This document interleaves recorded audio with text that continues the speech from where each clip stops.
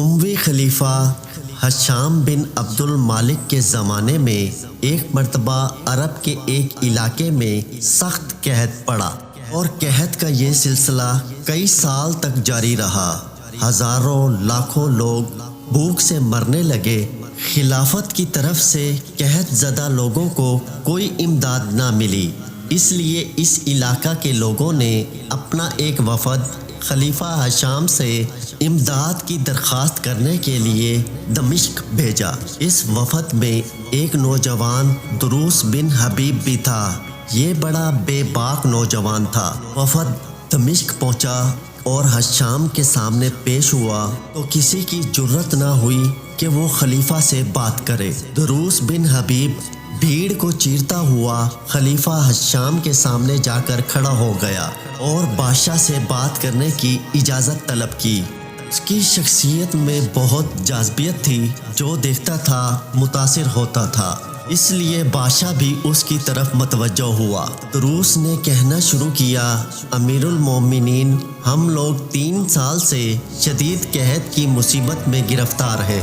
اللہ کا عذاب ہم پر قحط کی صورت میں ٹوٹ پڑا ہے۔ حالت یہ ہے کہ پہلے سال ہمارے جسموں کی چربی پگھلی، دوسرے سال گوشت پگھلا، اور اب جب کہ یہ تیسرا سال چل رہا ہے، اب ہماری ہڈیوں کی باری آ چکی ہے۔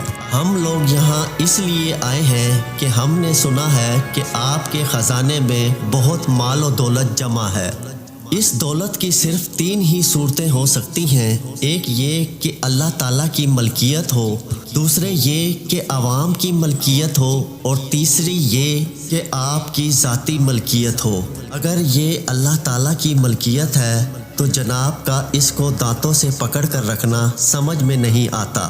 اگر یہ عام لوگوں کی ملکیت ہے تو اس کے خرچ کیے جانے کے لیے سب سے پہلے وہی حقدار ہیں، اور یہ دولت اگر آپ کی ذاتی ملکیت ہے تو ایسے نازک وقت میں جب لوگ قحط اور فاقوں سے مر رہے ہیں تو اللہ تعالیٰ کی خوشنودی اور حکم کے مطابق اس کو خیرات و زکوٰۃ کے طور پر خرچ کرنے کا اس سے اچھا وقت نہیں ملے گا۔ اس کے باعث حضور والا کو اجر عظیم اور ثواب دارین حاصل ہوگا اور آپ کے مال میں خیر و برکت ہوگی۔ دروس بن حبیب کے یہ فکرے ایسے چست اور دانش مندانہ تھے کہ ہشام بن عبد المالک دنگ رہ گیا۔ نوجوان کی ایسی بے باک اور جرت مندانہ باتوں پر یہ بھی اندیشہ تھا کہ امیر المومنین کا عتاب نازل ہو جائے اور اس کا سر تن سے جدا کر دیا جائے، لیکن وہ اس بات سے ڈرا نہیں۔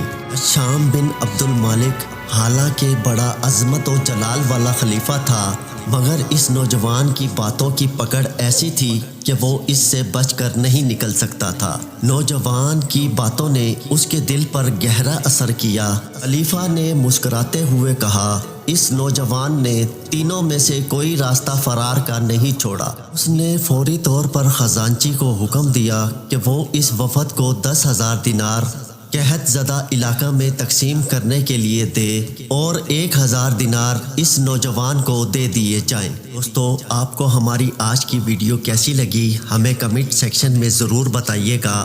آپ سے پھر ملاقات ہوگی ایک نئی ویڈیو کے ساتھ، تب تک کے لیے اللہ حافظ۔